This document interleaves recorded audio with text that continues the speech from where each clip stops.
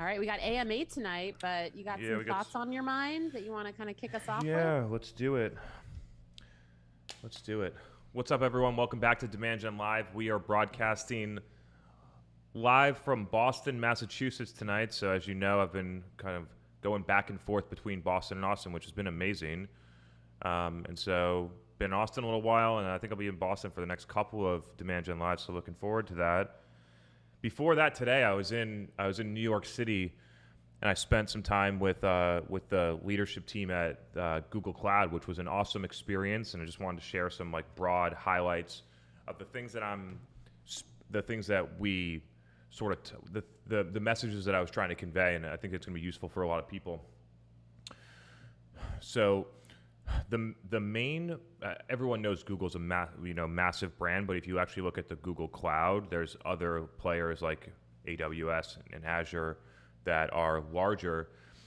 And so in the message here, it comes close to the heart because a lot of the companies that we work with are not the trillion-dollar company that's owning the market like a Salesforce. We're working with companies that are challenging those with either a new category or a new spin on an existing category. And the message is, when you are going up against massive companies, you cannot play their game. You are going to get crushed because they already have market share. They already have a lot of the other things ahead. So playing their game, spending money, doing the activities from a marketing standpoint in the same way, taking your product roadmap in the same way, having your sales engine work in the same way is going to lead to you continuing to be the whatever, third, fifth, whatever company in the category. And so the part of the message that I'm trying to get across, and it worked, it's really worked for my business. So instead of talking about like that, I'm going to talk through it on mine. Like, while everyone else is doing the things over here in 2019, I only did the things that were over here. And that really is the difference when you're going up against 100. You're one person or a smaller company, and you're going up against the $100 million company, the $1 billion company. I'll give you another one. In 2017, I was working for the medical device company Vapotherm. Our main competitor was a $6 billion global company. They had way stronger distribution. They had way more market presence. They had way more clinical trials. They dominated the trade shows, spending $500,000 on booths and sponsorships and events and all this different stuff. And before I got there, the company was playing the same game, trying to spend the same amount you're a $30 million company, trying to spend the same amount on trade shows and sponsorships. You're not going to outspend them on clinical trials and clinical research. You're not going to build a bigger sales team than them. That's what the company was doing. And then when I came in, I was like, look, we're definitely not going to win playing this game. What we need to do is we need to think about doing things that this company doesn't do. So forget the events. Let's run a podcast every day. Forget scaling our sales team from 40 to 100 people when our CAC is fucking terrible. Let's figure out how to run Facebook ads so we can sell digitally. Forget having our field sales team doing X, Y, and Z. Let's sell this stuff e-com, direct to consumer. They're just like, so those are some of the thought processes that I think through when you're playing against major players. The advantage is that they're major players. They're developed. They're slow. There's a ton of infrastructure. They get in their own way. And so that is the advantage as a smaller company. One other thing, I mean, we talked about a bunch of stuff and it was great, but one other thing that continues to come up in every single conversation I have, whether it's with the company that does 250, million, whatever, $25 billion in revenue, whatever they do, probably more than that, or the company that does 20 million or the company that does 3 million. Every single business out there struggles with attribution. The reason is because the way that you do attribution only captures what is capturing the demand. I don't know how many times I can sort of beat this down. I mean, the people on the podcast are probably like, Chris, shut the fuck up. But it's still out there. Like, if you want to be able to have a create demand and a capture demand strategy and think about demand holistically, you're going to need different measurement models. So we talked a lot about this concept of hybrid attribution. We're working on publishing that in the research product that we're calling the Vault, the IP warehouse. So expect that to be published in there in June. Our beta group will launch in June. The alpha group that participated early and were big believers in the product early on will be also getting back into the new platform in June. And I'll give this as a little closing in. If you'd like to sign up for the waitlist and you haven't already, it's refinelabs.com/waitlist. That waitlist is about 2,000 people. As the product continues to develop, we're going to let waves of new customers in, hand-selected, and continue to work through it. So would love, if you want to, are interested, for you to be a part of it. Okay. Let's roll into the AMA. Let's do it. I have one of my favorites, Pablo, that wants to kick us off. I actually got a ton of really awesome questions submitted in advance, so we'll get to those soon too, but I gotta love the live Q&A. Welcome, Pablo. Megan, every time you call me your favorite, it just makes me want to come back every single week and ask more questions. Thank you. I appreciate it. It's intentional. I know you know. Chris, what's up, man? Hey, Pablo, what's up, man? Great to have you here. Good to be here. Wife, whenever the wife is either working late or out of town, I join. Couple of things. Number one, as the world opens up and you're getting more and more stages, I would love to request if you just start kind of announcing that ahead of time, man. I would love to figure, I'm sure there's many people in this room that would travel to a conference to like meet you and talk to you for 5 minutes. Cool. Yeah, I appreciate that. I will do that. The next one up is the Work Smarter conference in Belgium. I'm not sure you're going to travel that far to see me, but I'll keep you updated as we get more coming through. Yeah, like I saw you talking at there was one in Boston. Yeah. There was one in Boston, but you spoke at, like, my friend who's an insurance agent went to a conference that you were at. It was like the talent, Traffic and Conversion Summit. No, not traffic. It was like a culture one, man. Like it was like the personality assessment conference or something like that. Anyways, I don't. Yeah. That was in Boston. Yeah, I did that in April. It was called awesome. Optima. Yeah. Yeah, that was good. All right, so as you're talking more and more as an entrepreneur, more so than a marketer, I'm picking up this idea that I'm sure you've been saying it all along, and now it's really landing on me. And it's that your 3 things that you focus on to grow a business is strategy, talent, marketing. And while the marketing thing has always been front and center for everybody, I would love if you expand a little bit on the strategy piece and how you continue to build kind of like the moat between you and everybody else, and how that evolves, and kind of when talent started becoming one part of that. Was that always intuitive to you, or was that from that experience of when you had kind of like 2 of your first 5 hires? I'd love to kind of just hear more of that evolution of those other 2, strategy and talent. Yeah, let's talk strategy first, and then we can get on to the talent side. I talked about this at Google too, which I think is super interesting. Like, the reason that I'm very good at strategy is because I have a recurring loop from customer insights to content creation to distribution to new customer insights, and all the way through all the time, right? So like, we talk about having the community, the content, all the qualitative insights, all of those things, and why how I focus there is really where the strategy comes from.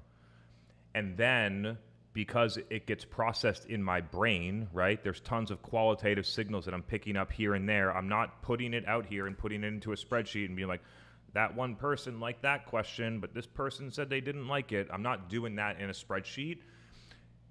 And I get all of those insights, and I formulate a strategy in my brain. And so I see patterns, I see holes in the market, I see underserved segments, I see different opportunities, I see opportunities to think about a different business model.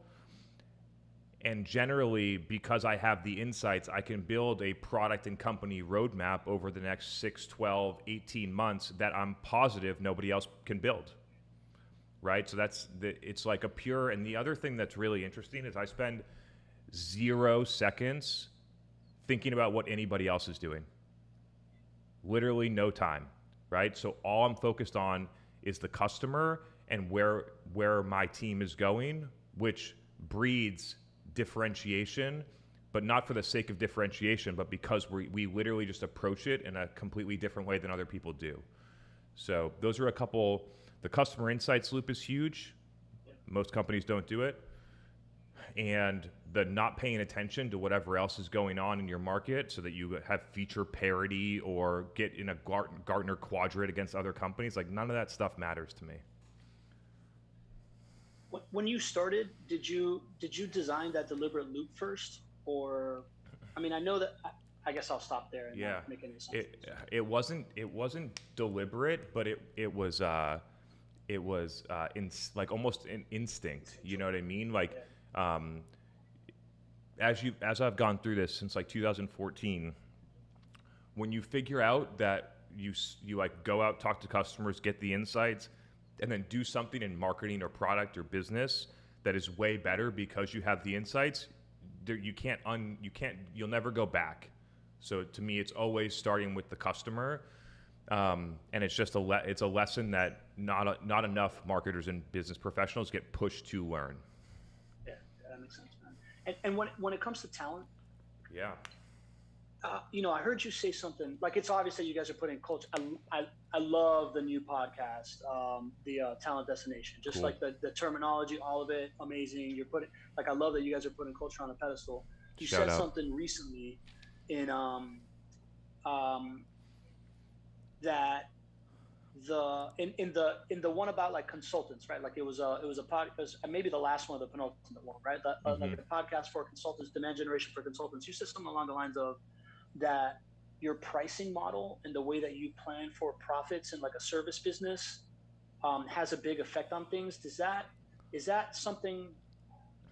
heavily correlated to pricing in service and outcomes, or however you think of pricing in order to like reverse engineer what you can invest in on talent? Is there some kind of correlation there?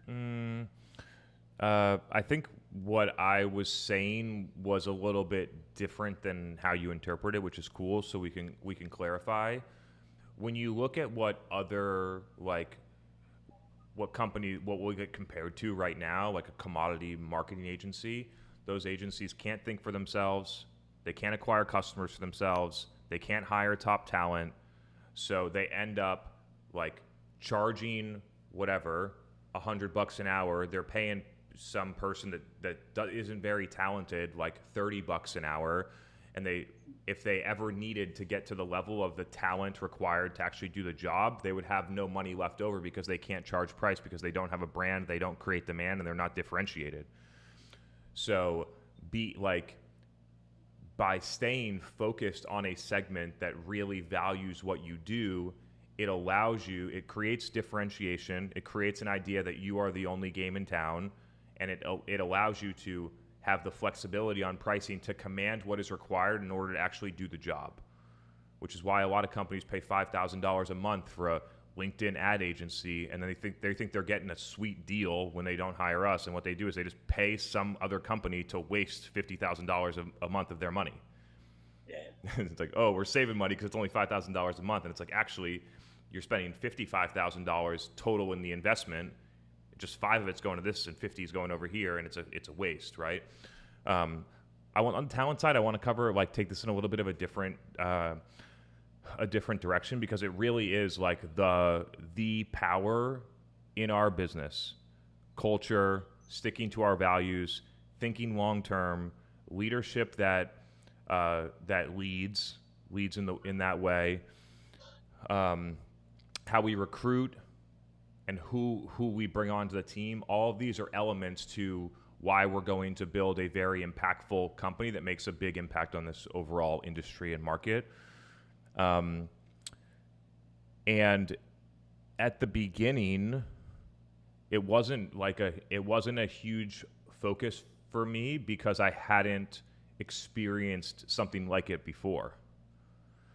And shout out to at the beginning, we were all so small, and shout out to Megan for really coming in and making this a priority and making a lot of these things happen. It's great. She does the Talent Destination podcast for a reason. And so the culture element is a huge advantage for us. I'd be happy to answer a follow-up if you want to go specific. And I know you're trying to build your business too, so if you want to go more specific, I'd be happy to talk through something. And I can just tell, right? Like it's so obvious that it's such a huge advantage for you guys. And I think I think it hit for me. It was a while ago. You had like a recruiter on, and you were talking about how right now talent is like the ultimate game changer, and this like release of geographic boundaries of where you have to live to where you have to work is like the ultimate game changer to like recruiting talent. And I wonder when you kind of ramped up, what was the first stuff that you started putting in place? Were you doing like personality tests? Were you early on when each hire was so much more of like so much more of a marginal difference? Yeah, I mean, before I answer that, one thing that I want to say here is the exact same approach that I take with customers. How do I understand them? How do I get the customer insights? How do I build a product roadmap and things that they actually want because I listened to what they said?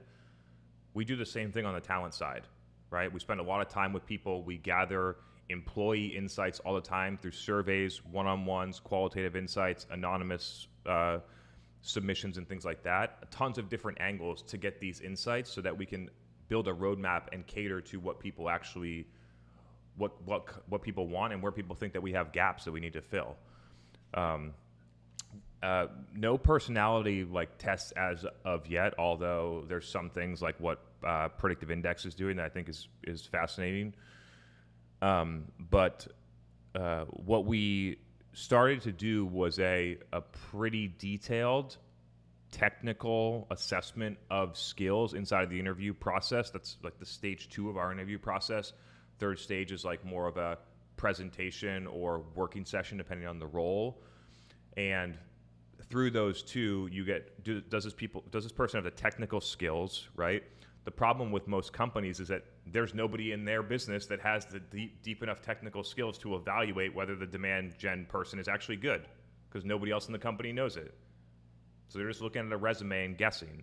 The number one reason that companies fail in hiring this specific type of talent is because nobody in their business has taken the time to actually learn it to know whether or not someone's good or not. That's one piece. The second piece on this like working session or thing like that is you get a really good sense. We do it at the leadership level and for specific roles. How are we going to collaborate as a unit? So we'll pick a topic that's within, or a topic or a current business problem or something like that that's inside of this person's strength zone, and then invite 3 or more people that we would how we would work on it together and simulate what would that look like? How does it feel? Do we collaborate well together? Does this person adding the insights, the value, the perspective that we need for this role?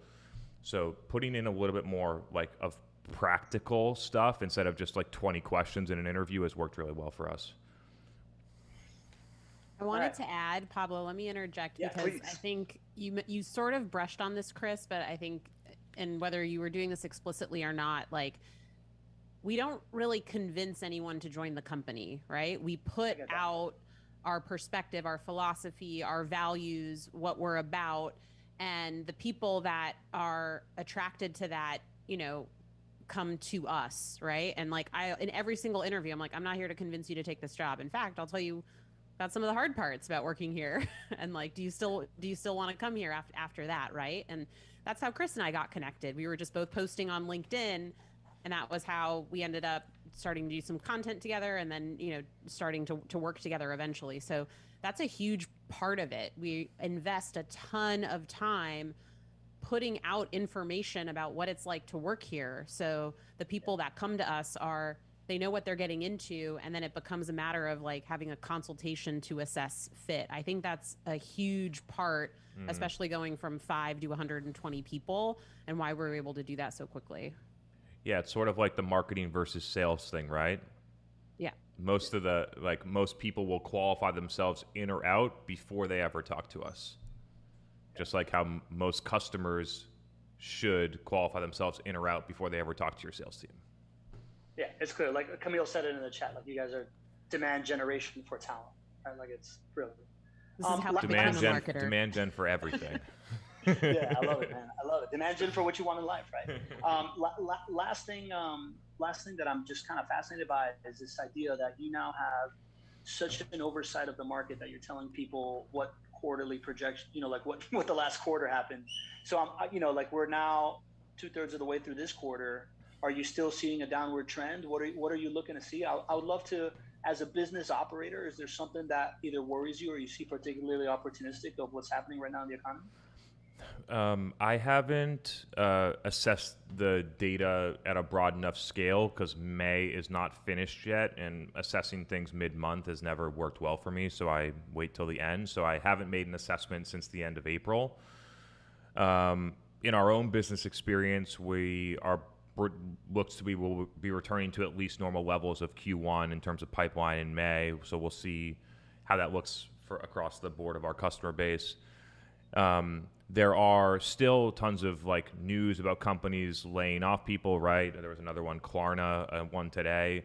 I was reading up, by the way, this is sort of off topic, but the company Carvana was burning $280 million a month. How do you even do that?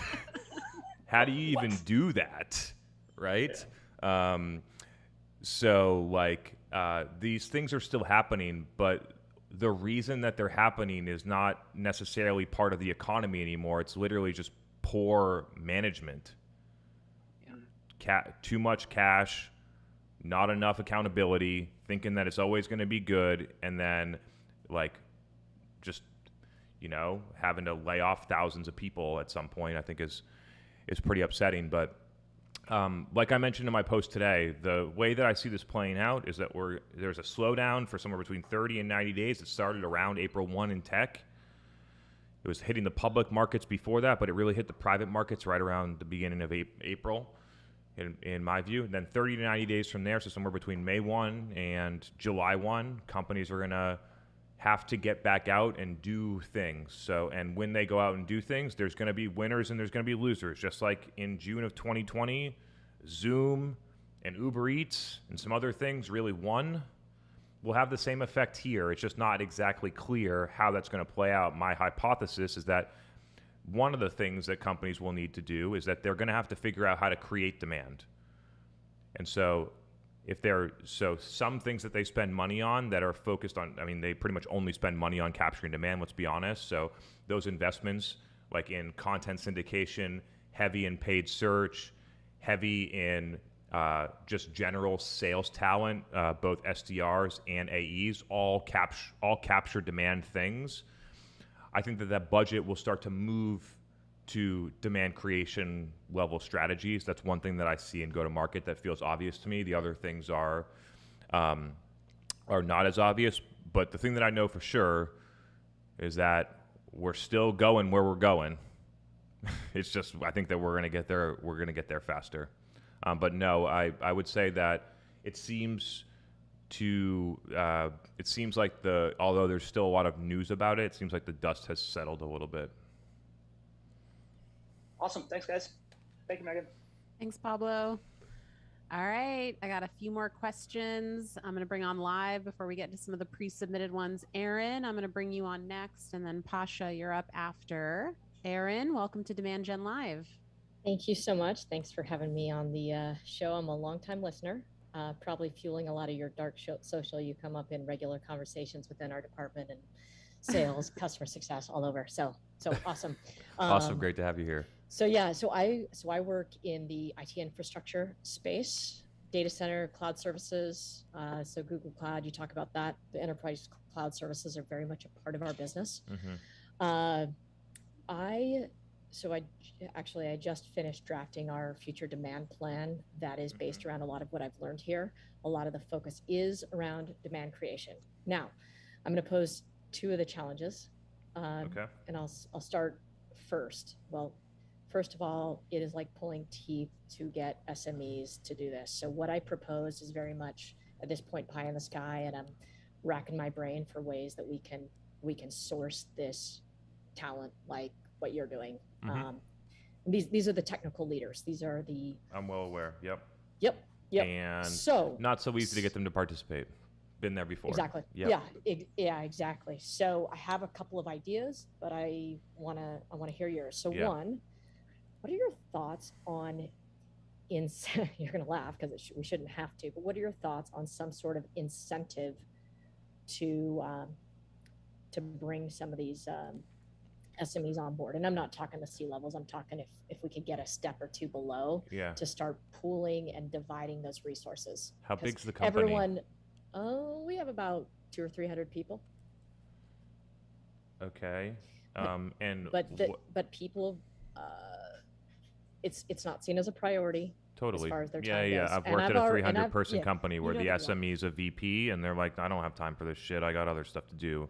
And it's just So I've been here before. Yep. So that's question one. What is the skill that you really need? Because the idea that like you're not going to get the C level, but you're going to go a couple levels down seems risky to me. Like, so what do you think? Like in an ideal world, what would it be for you? There are a couple parts to it. In an ideal world, if we could get some of those high-level engineers, the cloud engineers that are, well, actually our CTO would be awesome, right? Okay. But if we were good to go down a level, the ones that are really crafting these strategies or crafting and executing the strategies to help companies optimize their costs, move to containerized strategies, deploy hybrid implementations, and really evaluate how these enterprises are deploying their infrastructure. Yep. Even if they just... Is this a service business?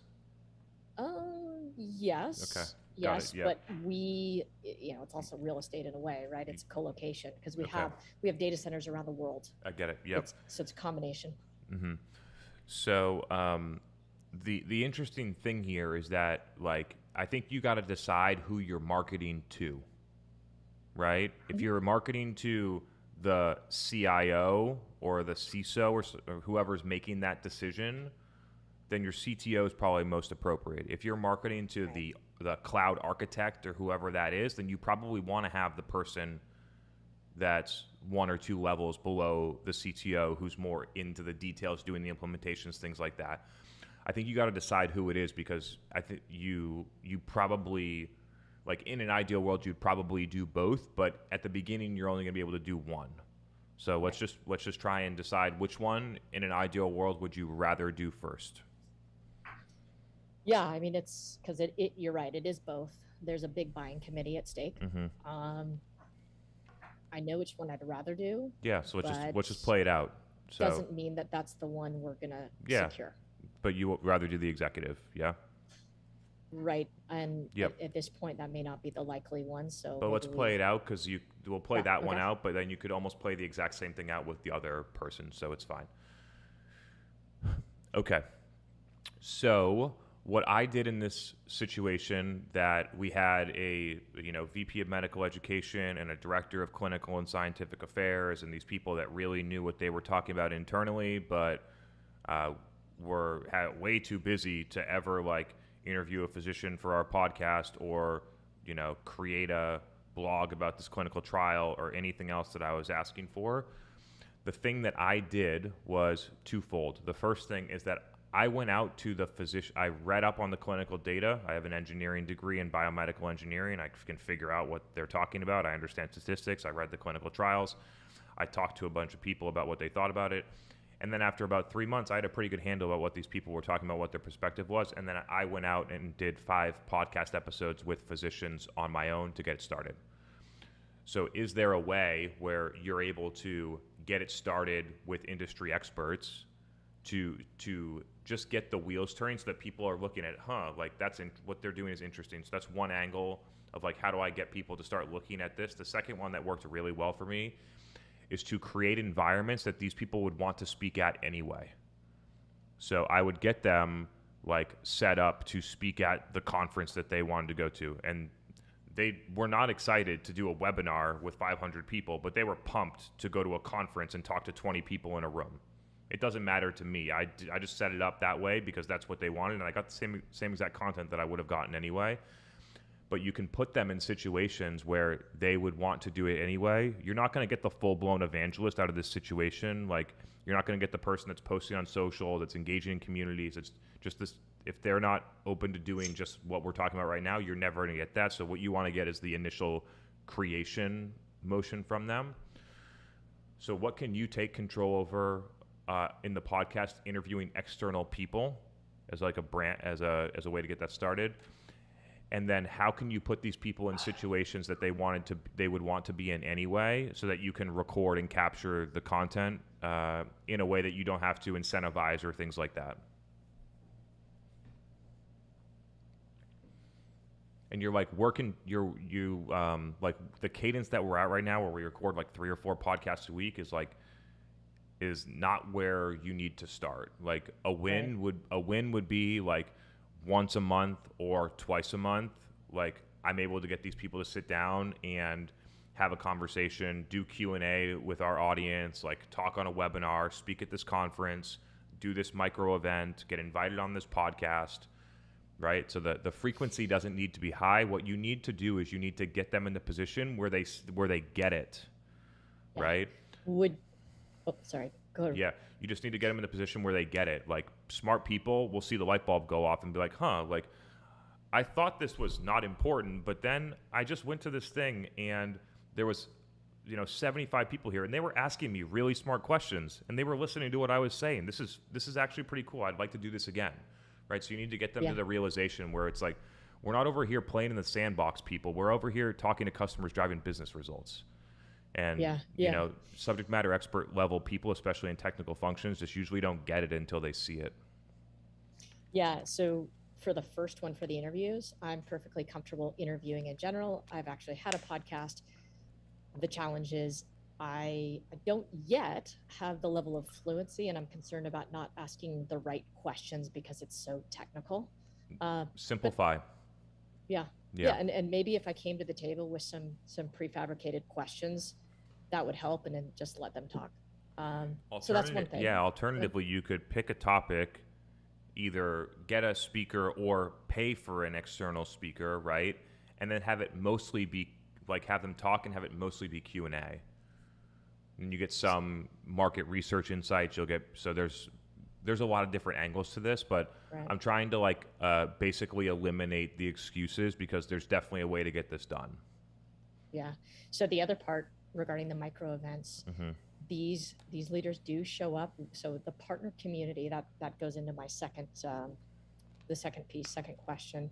The partner channel is major. It's a major part of our go-to-market. So it's not all inbound marketing sourced, but partner is under us as well, partner marketing. So these leaders speak at micro partner events. So that's a place where that second part could be tackled potentially. Potentially, but it might be different in your industry, but I've worked in a lot of companies that work through partners or distribution channels or things like that. And I'll tell you, the stuff that's discussed between the company and their partner is not fucking interesting to the customer. You know what I mean? It's like it's a B2B relationship versus a direct to consumer relationship. And you just what I've found is that most companies only spend time between them and their partner and never with the customer. And there's a lot of B2B companies, especially more outdated ones. I'm just going on a tangent here. This doesn't have much to do with you, but a lot of companies work through primarily distribution partners, and they get their customer insights from the partner. And then what do you get? You don't get customer insights. You get what's best for your partner. I recognize that isn't related to you, but I'm hearing a lot of different talk about partner channels being important, and I'm going to tell you that I'm sure that there are instances where partner channels matter, but whoever's closest to the customer wins, and whoever controls the customer experience wins. I know that HubSpot built a great model using partner agencies and things like that. I know that it works in things like AWS and some cloud things like that. But gosh, I'll say in most instances, it's better to own the experience yourself. Yeah, I hear you. So how would you leverage the partner community, if at all, in this process? I personally wouldn't. I would just focus on if they can bring in customers, right? If they want to create the event and then we provide the speaker and the recording, there are ways to do it, but I think it would be equally as easy and potentially more effective and faster to just do it on your own. Okay. And then when it starts to become successful, then there's ways to inject it into the channel. You know what I mean? But I would focus on making it work with the customer first before you start introducing other stakeholders who are going to bring in their own agenda. Yeah. Okay. Cool. Thank you. Cool. Thanks, Aaron. Great questions. Yeah. Thank you. Great to have you on, Aaron. All right, Pasha, you're up next. I'm excited to bring you on so you can ask your question live. And we got a few YouTube questions coming in, which I'll get to right after. Welcome, Pasha. Let's do it. Hey, good to talk to you again, Chris. Hey, what's up? Good to see you. Good. Yeah, I talked to you about a month ago, and it was that week that we put in our month notice at our day job, and now we're on our own as of this Friday. But stealth mode for 6 months. So thank you for that. So I'm in a bit of it's an interesting place that I'm in. And, you know, this is also a little bit based upon what I heard last week. I'm fully been in the demand mindset, and I've been in that way the last 3 years. I think listening to you crystallized it, right? I'm also a HubSpot partner, and that HubSpot partnership gives me a lot of opportunity when I go into my target market, which is things Series B, C, even up to D, SaaS and cyber clients, right? I'm able to help them with their infrastructure. I'm able to help really align sales, marketing, and support. And they buy into what I call myself Chris Walker Light, where I'm like, look, I talked to a company today. They're like, well, we're trying to build a brand through Google. I said, I don't know why you're doing that. We need to change that. You can't. Right? That's not possible. Yes, it's not possible. I'm like, but these are just some of the conversations I'm having. But where the rubber meets the road is when we start getting into attribution, right? And obviously HubSpot has what probably is an outdated methodology of it's really not about HubSpot, by the way. I just want to clarify, like, all of the attribution tools have all the same technical limitations, and all the effectiveness of each of those tools is declining by the minute because of privacy, dark social, things like that is the reason why. So it has no knock on HubSpot or Visible or blah, blah, blah, the million other tools that are trying to solve this in the same exact way, and it doesn't work. Like, just wanted to clarify that for people. But yes, HubSpot is one. We use their data. We've tried other tools. We don't see any meaningful difference. Yeah, and I think where I'm getting stuck is clients they get so stuck on that original source, right? So that's direct traffic, that's organic search, direct traffic, or paid search. That's it. Bingo. Yep. It's 80% of everything. And so in every business, we get stuck, and we can't seem to move past that. And when I try to posit like, hey, let's look at the website as that main source, I'm getting so much pushback. How did you get past that with your clients? Like, how did you sell in that methodology? Because I feel like it resonates until it's time to be like, yes, we're not going to report on this every 2 weeks, right? We're not going to say, and again, direct traffic for most of my clients is eating up 50, 60, sometimes 70% of their total traffic. And we know that's not the case, because direct traffic just means we can't attribute it. Mm-hmm. So I was just wondering what your perspective was on that. In the earlier days, we would just justify based on correlation of results. So it's like, hey, we know that attribution is not going to work. I'm going to educate you on that. I know I'm going to do that in the sales process. I know that 2 months later, you're going to forget everything that we said. But when we look back and we say, here's what was happening for, quarter over quarter for the past 6 months before you started working with us, then boom, you start working with us, and then what happens over the next quarter to 2 quarters, it's just for most often undeniable. You know what I mean? It's like, and then there's some companies where it's like, where literally like, either it's coming from CFO or someone where they're like, I get that the first quarter we started working with us, our pipeline is up by 55%, but we're stopped spending and we're going to figure out how to attribute this. And I'm like, what are you doing? You know what I mean? Like, it's the stupidest thing that businesses do. It's like, you have something that's working, and instead of going to figure out how to make it work harder, you stop doing it and figure out how to fucking measure something that you shouldn't have to measure. So that's one piece.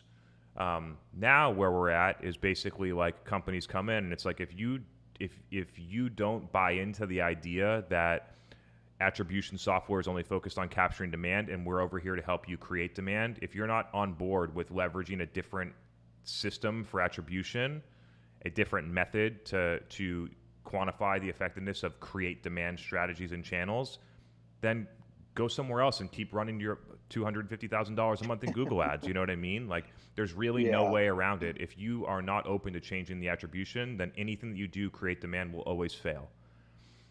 And still some companies just literally don't get it because there's just, I don't know what to say. I get continuous questions on certain things that are just based on totally outdated principles that have just been pounded into the market for 10 years about how attribution is supposed to work, that came from vendors and analyst firms and just like people that are literally just don't understand what they're talking about, but listening to what's happening here. Like that's one of them. Another one are all these outdated principles on conversion rate optimization. And so it's like, yeah, if you're running Google ads to send 100,000 visitors per month to a landing page that they don't want to convert on and you want to try and get them to convert, then yeah, the color of the button matters. How many fields on the form matter? Different things like that. But when you're trying to convert 100 B2B buyers per month that are going to go out and buy your 100K ACV software tool, the CRO things don't matter. It just doesn't, you know, like the extra field in the form just doesn't matter. If the difference between them converting on your form is whether there's 4 fields or 5, you think they're going to go through a 6-month sales cycle to buy your stuff? There's no way, you know?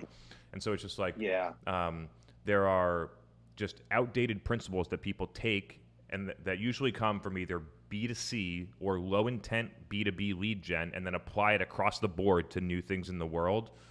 And I'm working hard to create a tangible amount of data so that people understand it, create research and other forms of intellectual property so that people can get these insights and then apply them into a new way of thinking about it. Yeah.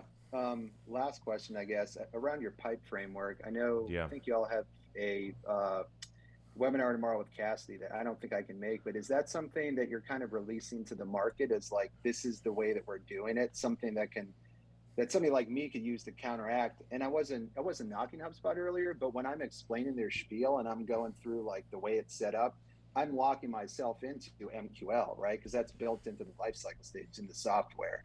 So I'm at this weird crossroads because I feel so strongly about demand gen and what you've been talking about and what I've felt in my career. But then I'm also, selling a solution, which again, it gives me the ability to be in the CRM and see all that, but I'm like constricted. So just curious. Yeah, I got to knock on HubSpot real quick because if you go to the HubSpot Academy and then you take one of their like intro classes, I've done them all. They teach you that a lead, the definition of a lead is someone that's willing to exchange their email address for content. It's like you gotta update your stuff. You know what I mean? That's not a lead at all, and you're educating an entire generation of marketers in the wrong way. So I will knock HubSpot's got a great product, but I will knock them for that specific point. What was the question again? I was so excited to say that I forgot. I mean, it was your pipe framework. Oh, like, yeah. It would be great to have something to counteract it, and be like, hey, look, this is the actual framework that I'm like referring to, so I could even build around it from a technology standpoint. I mean, what I've done is I took your exact equation using a third-party tool and built out pipeline velocity report because they don't have that technically in HubSpot. So you won't get that in a CRM. You got to post-process that somewhere else in SaaS or a spreadsheet or something like that. Yeah, we are going to release this framework most likely sometime in June through our product that we are calling an intellectual property warehouse called The Vault.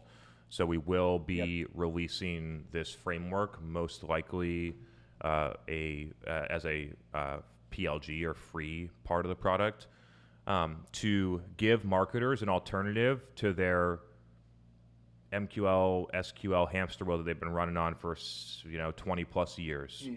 So it's just it's different definitions, it's different words and acronyms, it's different stages in the process, which allow companies to reset like what a lot of businesses need to do. And it's interesting because companies are already making the transition to the pipe framework that we're talking about just without our definitions and names. But what people realize is that MQLs are a waste of time. They're poorly defined. Like it's just as good as picking out of an email address out of a contact database and then firing off emails or things like that. It's just totally useless. So they're picking that up. They're converging on the only people that we want to talk to or send to our pass to sales are people that fit our ICP criteria and ask to talk to sales. Because otherwise, our salespeople have better shit to do than talk to people that don't want to talk to them and don't want to buy, right? So companies are already making this transition, and the pipe framework essentially revolves around that specific definition at the beginning. This is how we define a pipe conversion: firmographically qualified, high intent website conversion that converts to a closed won opportunity at somewhere between 3 and 5%. We haven't run enough data at scale to figure out exactly what that definition is going to be. But the definition of the conversion is going to be based on a sales win rate metric, right? So it creates basically like if you're building a manufacturing facility, you have quality control measures in place. So you understand each different step, what's going on, and make sure that something that you're doing at the first step is not negatively impacting everything that you do in the last step. And at the moment, there's just no quality control. So at every stage of the process, you got market, you got brand, and then demand gen, and then SDRs who may be under sales or marketing, and then you got AEs, and they're all accountable to this little slice of the pie, and RevOps is supposed to be accountable to the whole thing, but let's be honest, in practice, it's not what's happening. So there's really nobody on the marketing side that's accountable to anything. So hoping that this framework gives people an alternative and basically is the ammo that people need to go to their CFO and to go to their CEO and say, the way that we're doing marketing is busted. We've been listening to analyst firms and technology vendors and consulting firms like McKinsey for too long, and none of these companies actually do anything. And we got to figure out how to get our strategy from people that actually do the work. Yeah, I'm looking forward to it. I'm signed up. I appreciate the time. Cool. Great questions, and I'm happy to hear that you're on your way. It's great news. Yeah, man. LinkedIn's been cranking too. I love the whole. I mean, I'll say it again. Refine Labs. I've been an agency guy for so long. Everything y'all are doing is, man. It's something I never thought I'd see, honestly. So props to you guys, and we'll continue to support. Cool. Appreciate it. Thanks, Pasha. Actually, quick follow-up question on this topic from someone watching the YouTube live stream. How would you define a lead? Is it someone who books a consultation? So maybe quick definition clarity there. We're not using the lead terms anymore because it's hard to have people, when you say lead, everyone thinks about a certain thing, you know what I mean? So what we're calling it a pipe conversion, which is agreed upon definition of an ICP with the business sales marketing beforehand, so you know who the ICP is firmographically. Do they fit the ICP? Got to be one part of it. The second part, did they convert on a high intent conversion, which is going to be only things that say, I want to talk to your sales team about buying this stuff now, get a demo, get pricing if you still don't publish pricing, which is not cool, or talk to sales, something like that, or direct book a meeting with a rep or a solutions consultant. So those are like some of the things. And then the next piece that we're going to put into it, which I just don't have enough data yet, but we'll add on to the definition that pipe conversion needs to convert to a closed won opportunity at somewhere between 1 in 20 and 1 in 10. I think ours right now, we win at 12%. So 1 out of, maybe it's more like 9%. So like 1 out of 11 raw pipe conversions, qualified high intent conversions, become a customer for us, which means that our sales team needs to only talk to 11 people to close a deal that's worth like 500K ARR. Feels pretty good to me. Oh, yeah. Got a few more questions that have been submitted over YouTube and in advance. So let me get a few of these in before I bring someone else on live. Anyone on with us now, drop me a DM if you want to come on live. So this is a fun one. What's it like to be in the boot up phase as a customer of Refine, particularly learning the way that you guys look at pipeline, dark social? It's an exercise in having faith, learning new things, and unlearning years of ROI-based direct attribution modeling. So I guess like kind of putting themselves in one of our customers' shoes, wanting to know kind of what the first 30, 60, 90 days are like. Yeah, so the goal of our business is to further the evolution of marketing and demand generation, which includes how you think about it, how you execute it, and how you measure it. And so when we work with customers, we're going to be focusing on those things. Like how you think about it is a lot of like the unlearning. What do you need to unlearn to make space for the things that actually make sense today, because they're in conflict. It's like the things that you used to know are now holding you back, right? So working on some of those things. Implementing the measurement model is one of the first things that we do. So implementing the pipe framework inside of their Salesforce or HubSpot instance. Also implementing our hybrid attribution model, which are two things that basically are required in order to go out and create demand and then effectively communicate the value of it back to your business once you do it. It's so crazy how many businesses want to create demand, drive revenue growth, things like that, and they don't make the steps so they just literally go into it and it's set up to fail. And I'm like, in 3 months, this project's going to fail because you're not going to put one field on your form that helps you measure the success of this, right? So setting up the measurement is a big part of it. We're starting to get the wheels at that point turning on what we call like our experimentation phase. So launching a lot of different experiments, product marketing, social proof, content marketing, thought leadership, things like that across a lot of different social create demand channels. So that could be mainly Facebook, Instagram, LinkedIn, things like that. Second layer we'd experiment with later would be like a Reddit, Twitter, Quora, things like that. But launching these experiments with the goal of within the first 3 to 6 months dialing in, these are we have a channel, audience, content match. We know that if we do this, it's like our stacking growth framework, experiments, qualitative positive signals, which could be in the form of comments, could be in the form of self-reported attribution data, could be in the form of qualitative insights from the sales team on their calls, things like that, positive signals, then figuring out, can we make this repeatable? If we keep doing it, are we going to get a similar outcome out? And then from there, that's probably hopefully somewhere in the next 3 to 6 months, we're at that level. And then we're figuring out how to operationalize and scale, which is figure out what more resources do we need, what processes do we need to put in place with both your team and ours to actually effectively operationalize that, right? It's different to do a podcast once a week versus what we do at our business now, right? The topics, the event management, the post-production, getting the content out, me actually posting the content and engaging. It's like operationalized now for this channel to really work, and it's basically at close to full scale. So working through that level of a process with the goal of within 90 days, the positive signal is you're getting more qualified meetings with your sales team through their website, and your sales team says, I love talking to these people. Can you keep sending me them?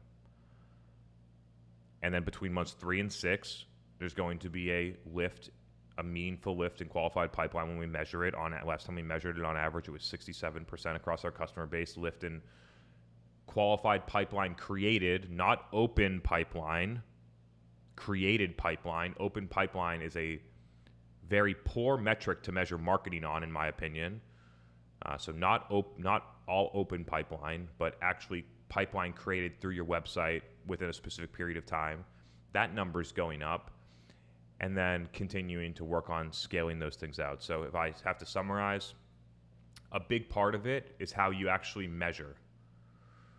I skipped a pretty important step, I guess. I glossed over it, which is that like optimizing the inbound buying experience from website conversion to first meeting is a huge part of this. Most companies just simply because of how they think about MQLs and high volume, they really, really mess up the high intent buying experience.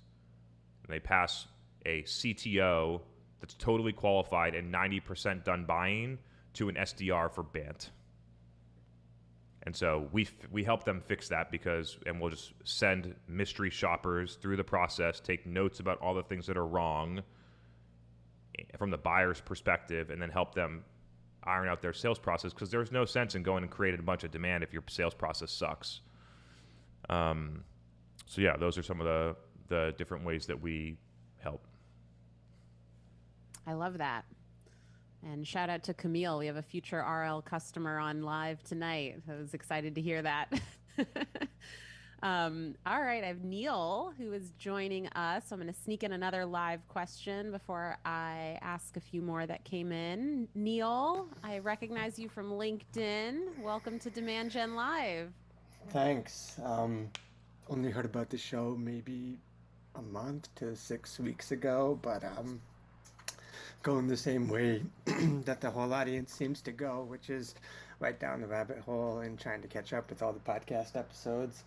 And now I have a new event on my Tuesday nights every week, it seems. And so kudos to you guys for doing this. I think it's a wonderful format. It's there's something special happening. Awesome. Great to have you here. Cool. So my company is about to open a position. We're hiring for a very generic sort of campaigns manager position.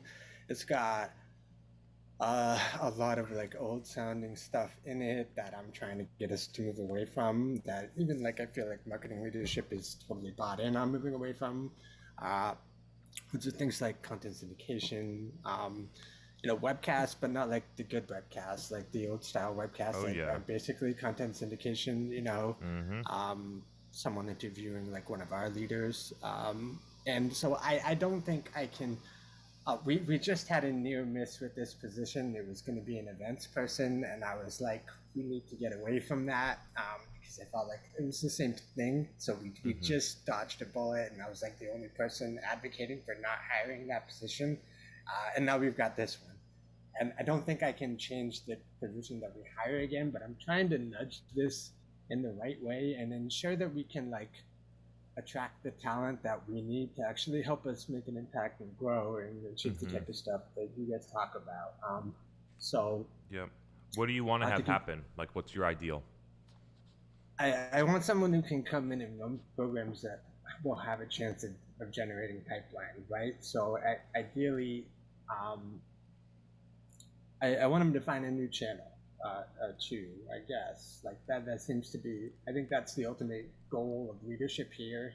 And so my goal is to help us find a new channel and ensure that this person can actually be successful, and that we're not just going to hire them to fail. Because I feel like the way it's written today, they're not going to succeed, and nothing I can do is going to like change that. Is this person going to report to you? Not initially, potentially down the line. We're just a super small team, so there's like 3 of us full-time today in marketing. Before we talk about this campaigns manager finding a new channel, what's working the best for you right now? So it's AdWords, but we only do high intent search. That's really the sole focus today.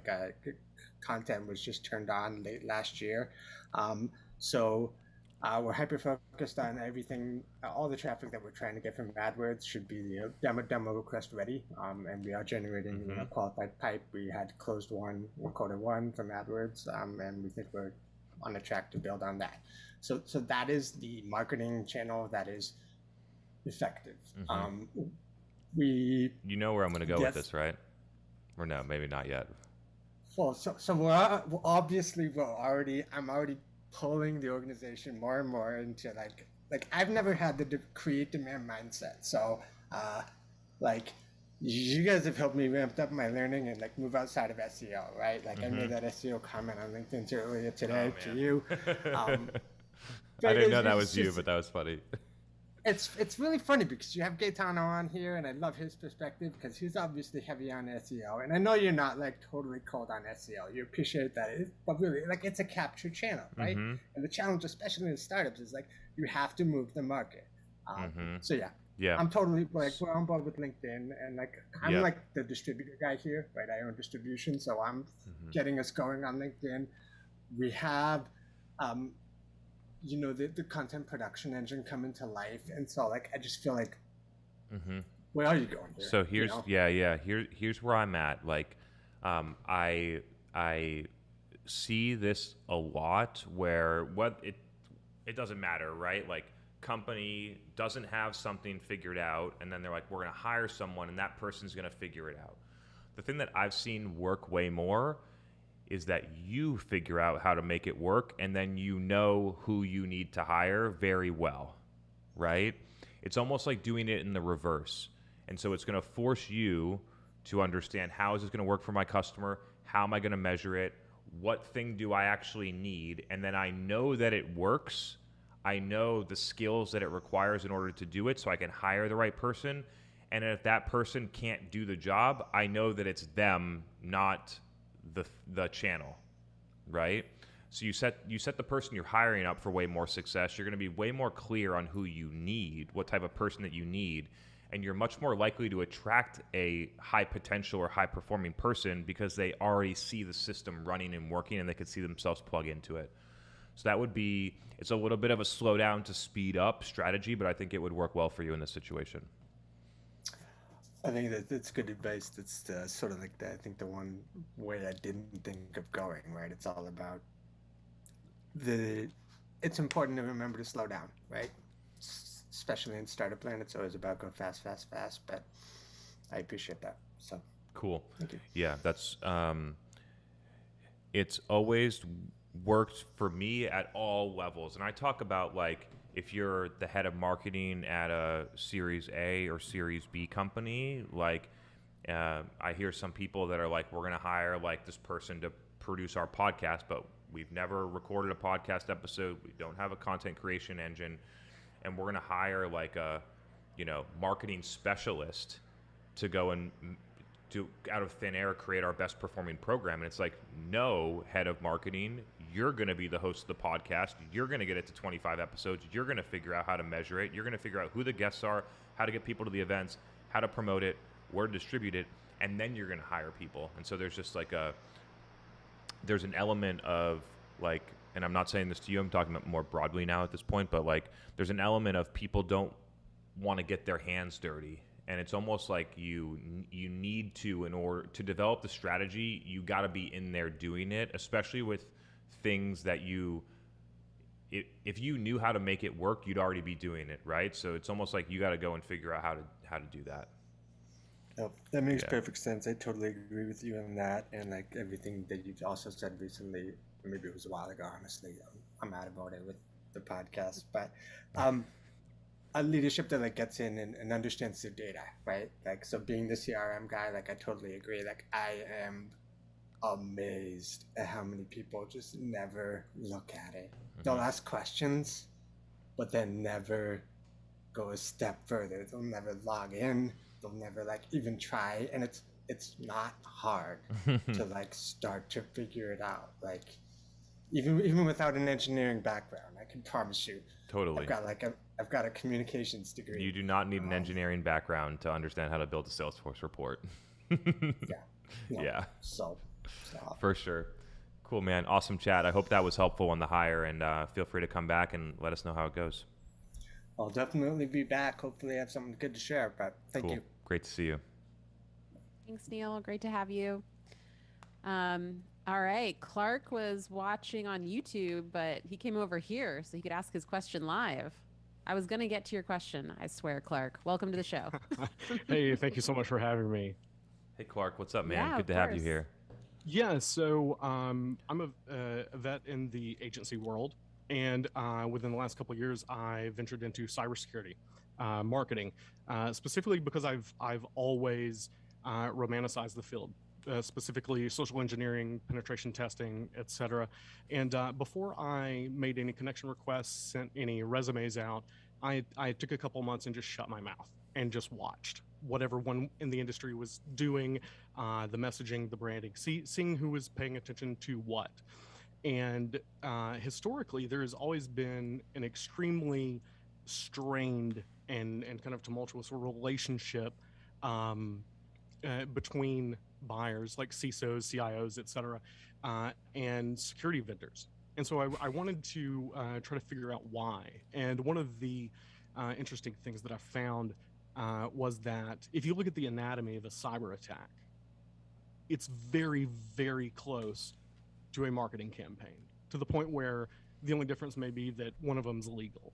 And so my question is, what are some of the things, and these could be as granular an answer as you want, or just, high level, heady strategy discussions. I'm really curious to know what your strategy would be to reach an audience that is made up of world-class experts at defending against you. So to clarify for everyone, I'm sure there are people that are going to be listening to this podcast afterwards that are cybersecurity vendors that when they hear me say this, they're going to be like, wow, like that hurt, that stings a little bit, but it's true. The reason that there's friction between the CISO and the cybersecurity vendors is because the cybersecurity vendors sell with no respect for the CISO. They take 24-year-old people that are out of college that don't even know what a penetration test is, and they have them make 200 phone calls a day to C-level executives that get no value from what they're doing. But once they get buyers into a conversation, they force them through a terrible buying process. These companies get so much funding, the valuations are ridiculous, so their customer acquisition costs can be 3, 5, even up to 7 years to get customers because of the valuations and things like that. So they don't care about how inefficient it is or how not customer centric it is. But that's why there's friction, because nobody that's selling from the vendor side is actually helping the customer. They're just annoying customers. So right, there is a lot of ambulance chasing going on. Yeah. Yeah, and it's like ambulance chasing is a little bit different. It's like trying to get people based on fear to buy things. This is just sheer like lack of respect for a C-level executive, in my opinion. Absolutely. A lot of times I've heard, I don't have time to save time. Like you're doing everything wrong. When just interviewing CISOs and just having those conversations with, as an outsider, what's everybody doing wrong? And that seems to be, what's happening. And I don't know this demo for sure. I've talked to a couple CISOs, but I don't have a ton of insights to share. But here's what I imagine, because my bet is that every C-level executive at a macro level wants the same stuff in a buying process. They want to do most of the buying independently. They want to be able to get access to the information that they need on their own. They want to be able to understand pricing and how that works without talking to a vendor. They want to consult peers inside of communities. They want to talk to experts from your company when they're ready to engage that can actually help them decide whether or not it's right for them. They want to move through a buying process efficiently that's respectful of their time and helps them get the job done so that they make a good decision. It's not complicated. It's just prioritizing what the customer wants rather than what the vendor wants. Yeah, absolutely. It's one of those industries where there's a huge need for demand gen and understanding the audience and just like you said, the process that they actually want. It's weird though, because they think that they do. It's weird because I think we're gonna actually it's gonna be the first time saying this publicly. We might actually rebrand the name of this podcast, because demand gen is very misunderstood, and most like cybersecurity companies think that they're doing demand gen. They make 200 outbound cold calls a day. They run content syndication, and they run $200,000 a month to collect leads on LinkedIn. And they're like, yeah, we're doing demand gen, right? So we're actually I'm thinking about sort of a mini rebrand here, because I think the word demand gen has just it's too far gone from a misunderstanding standpoint. Right, absolutely. Well, yeah, great to get your take. I've been a huge fan for quite some time, and looking to bring that kind of outside perspective into the industry that I'm in now, and found a great team to work on. Yeah, the number one thing that I would recommend, and I did this, we were selling to physicians, and after I talked to the physicians, it was so clear that we were selling in ways that were completely in conflict with how they wanted to buy. So our entire go-to-market was in friction with what our buyers wanted. So I would, if you haven't already, I would go and talk to customers, understand those different types of things that they want qualitatively, and then build a survey so you can collect data at more scale that will play in a boardroom that says this is what our customers want to buy, like this is how we're selling, and then just identify all absolutely. the mismatches. Yep. Because nobody, it's so strange. Like just very few companies do. It's like the most simple activity to improve the results in your go-to-market strategy and your long-term strategic planning, and like nobody does it. Yeah, that was actually one of the first things I noticed when I got into the industry. Was there was a lot of LinkedIn content based around like, here's what we need to do, and a lot of questions saying, well, how do we know what to just pick up the phone, just call someone, do that research. And it was interesting because based on that research, I found out that historically, that's where I uncovered a lot of the disruption and friction within that buying process and within the vendors and the buyers. And I was just curious to hear your take on that. Yeah, because we're trying to make some big changes. Cool. Yeah, I think you're definitely on the right track. Question for you: why do you watch on YouTube and not the Zoom? I'm collecting insights here. Excellent question. I actually was subscribed to your channel before I knew that this channel existed, and so when I believe someone, Megan or someone, mentioned that you were taking calls live, I instantly tracked down, how can I actually asked in the chat, hey, I'd love to come on and ask a question. And I was like, oh, this is taking too long. And so I just went to the website, get me in there. Nice. Cool. But yeah, you'd been watching the YouTube channel, and then we started doing the YouTube live, and then you ended up here. Right. Yeah. Cool. Thanks for the insight, and great to have you on. Absolutely. Yeah. Thank you so much. Thanks for having me on. I gotta say, we're on live, and I'm taking questions more often on the show. All right. Thanks, Clark. That was a great conversation. Hope to see you back. Oh, you absolutely will, for sure. All right. Thanks so much, everybody. Thank you. Another one of my favorites, David. I think he has an observation, a question, a thought. It's always a good segment when you come on, David. It's a plea.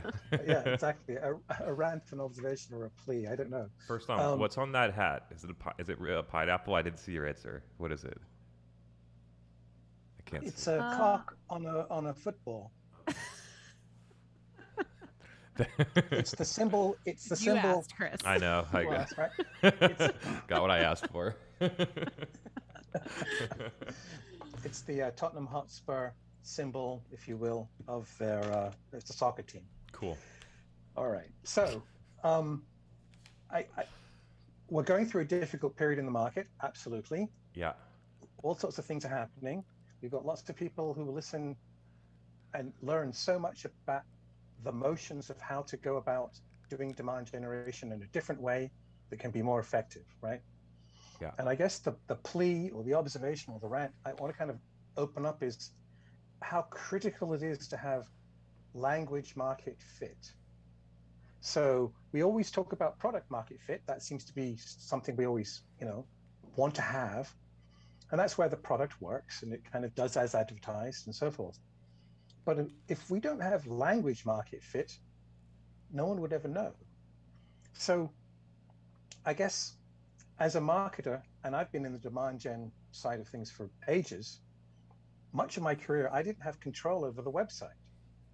So I might do a very successful job of trying to communicate what I've learned from my subject matter experts, and I've been in the IT space, and I used to go to the sales engineers to figure out what to communicate about, right?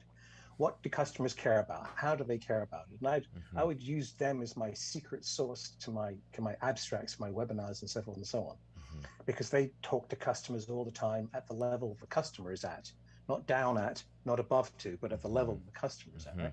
Anyway, and then people would come to the website, and then maybe the website wasn't quite as well tuned. It had a bit more of that corporate lingo, kind of a bit more of that vague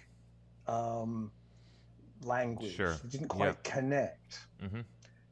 So I guess that's the observation, and the plea is to please, what can we do about getting better language market fit if we don't have control over the website, but we do have responsibilities for demand gen?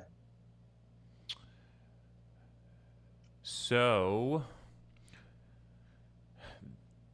the only the answer that I come back to every time when the answer is like, where the question is, I don't have control over X and I need someone, I want to improve X, it's always go and talk to the customer and then demonstrate with insights from the customer where the gaps are, right? So it's like, I spent, the early part of my career trying to convince people that my ideas were right by my opinion, go and talk to 3 customers and then present it to them. But when they receive it, it's not Chris talked to 3 customers and now he's saying what he learned. It's Chris's opinion. And so I had to take it a couple steps further, and in certain situations, I would have to bring the CEO to the meeting with the customer, ask them the question so the CEO could hear it from the customer about why they don't want our product, why they don't use it, why they're not the right segment, right? So that's one. I might have to run a survey to 500 buyers to demonstrate that the way that we sell is totally misaligned with how our buyer wants to buy. I might have to take screenshots of what people are saying about certain, content or things like that, and then bring that to someone in the department. But the situation and the details are insignificant. What really matters is that you have the customer tell someone else that's on your team that it's missing the mark, not you. Right. So bring evidence, right? And the kind of evidence that we would all want to listen to. So the voice of the customer. Okay, that's a totally reasonable answer.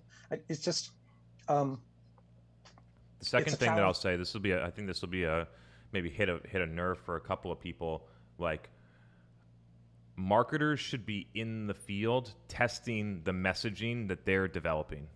They should be talking to buyers. Like, it's so crazy. Like, I still run sales processes at my business so that I can test messaging, so that I can learn about new segments, so I can understand what objections there are. But it's mainly to test the messaging, right?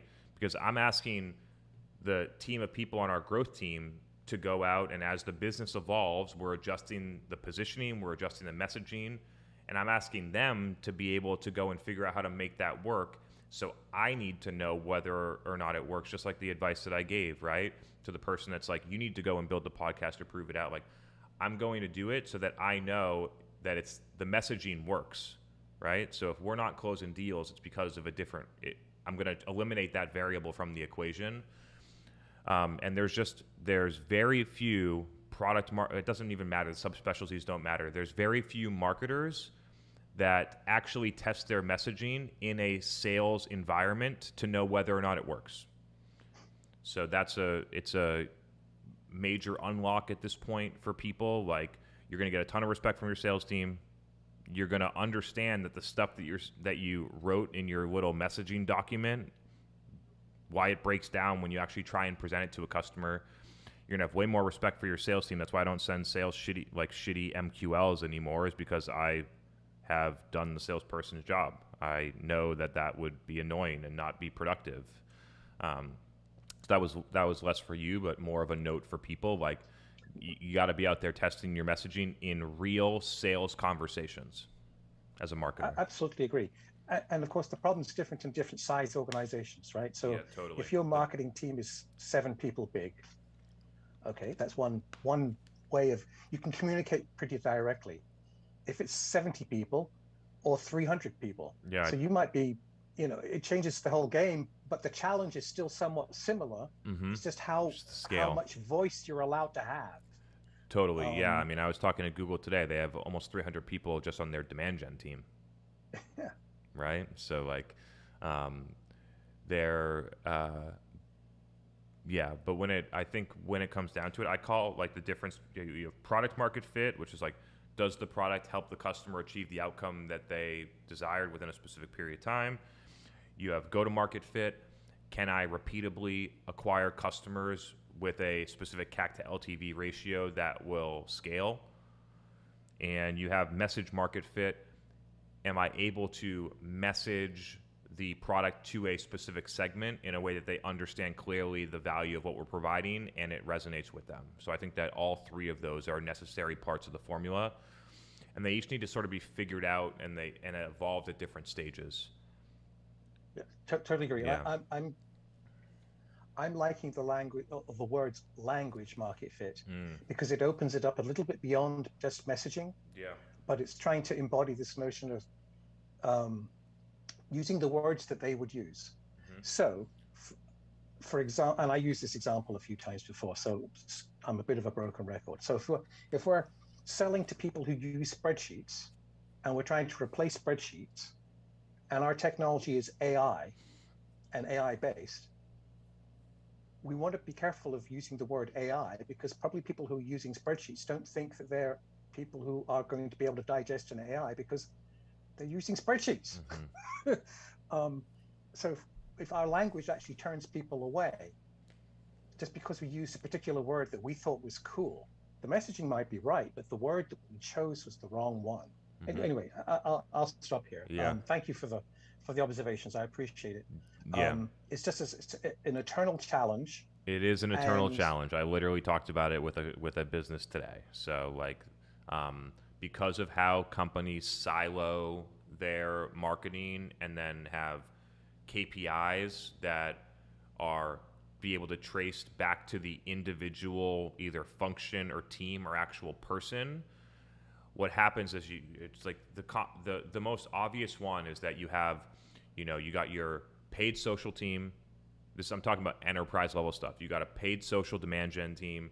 You got some agency running paid search for you. You got some company doing internal team doing SEO. You got some team doing organic social. And they're all fighting to just prove that their channel did something as opposed to using each channel in the way that it's designed to drive a specific outcome. And it's just like, we need to measure marketing holistically across the whole thing, not in each individual. It just creates like, just like diminishes the impact that each team could make. And it creates really like unhealthy tension between teams for no reason. It is very true. It creates competition because then you all start competing for resources and attention and accolades and all sorts of other things that go with that. Headcount, power. Anyway, that's a whole other conversation. Yeah. But all right, thank you so much. Appreciate it. Thanks, David. Great to have you on here. Thanks, David. All right, I have a really cool question that was submitted that I have to ask on their behalf. All right, but I think this might be the last one, just by the way. I was going to say, Okay, I think this is a perfect closing question. We are on the same page, Chris. Sounds good. What about companies that are in an established category with other companies already creating demand? What are your tips on how to stand out or how to differentiate our demand creation? So the first thing is I would really, really challenge you to see whether or not the other companies are actually doing it. I'm guessing here, but my guess is like 85 to 95% of categories, there's zero people in the category creating the demand actively. So very few actually have one. So one, I would question on that point. And then if you want to differentiate inside of it, there's only one way. Qualitative market research, talk to customers, find the gaps, segment appropriately, so niche down, put together a different product roadmap based on customer insights that have a unique perspective, and then go. But it's so crazy. The missing link in almost every sort of like strategy question like this one is you need to go and talk to customers, right? There are like, if there are 85 to 95% of companies aren't creating demand, then 99% of companies marketing teams aren't talking to customers. So Like these are major opportunities that most people don't do, which allows you to get the insights that help drive what the strategy should be, right? You're like, this company's creating demand, what do we do to differentiate? I can't be like, run LinkedIn ads, right? You actually have to go to the customer, get that type of data, figure out like, where's the hole, what's being underserved, what point of view is resonating here, where are they getting information, where are they buying? Like, there's almost no company out there that's leaning into dark social the way that they should. Almost none. So like, I guess I could give you that answer is like, if they're doing things to quote unquote create demand, like you could go in with a dark social approach and definitely do better. But the real answer is talk to customers and figure out where the gaps are and get the whole company aligned that this is not like marketing's pet project where we go out and talk to customers and we get the insight and we're like, oh, now we're going to market on Reddit because people said that they look on Reddit. This is like a holistic customer insights need to fuel the whole business strategy. It needs to fuel the product roadmap. It needs to fuel the sales strategy. It needs to fuel how investments are made across the commercial organization. It needs to fuel the demand gen strategy. It needs to fuel the category positioning, the future product roadmap. There's so many different things. Like the insights come in and they need to be used across the whole company. Yeah, that's what I would say. I love it. All right. This was a great AMA night. Let's close it out. Yeah, let's close it out, everyone. Wow. Yeah. If you didn't notice, I was like, Megan, I looked at the time. It's like 9 p.m. Eastern. I have been on the move since 5 a.m. in New York City. It's like, let's go. Seriously, I get so much energy from coming to these events, and I love doing it. So I'm going to be up for a couple more hours now because I'm fired up. But I'll be flying back to Texas tomorrow. I'll be there for a little while for Memorial Day weekend, and then I'll actually be back in Boston and then headed to Europe for a couple weeks in June for some speaking stuff. So look forward to seeing you all back here. By the way, I know there was a couple questions on the economic situation and things like that. Like what I'm trying to communicate, there are big things in the news where people are where the companies are laying off people, and there's some quote unquote negative things going on there. Although for a lot of people, for me, getting asked to resign from a company was actually the best thing that happened to me. So there's a lot of people that were just laid off they're going to look back and say that was the best thing that ever happened to me, which is a good thing. But what I'm trying to communicate here is there is a massive opportunity in the market right now.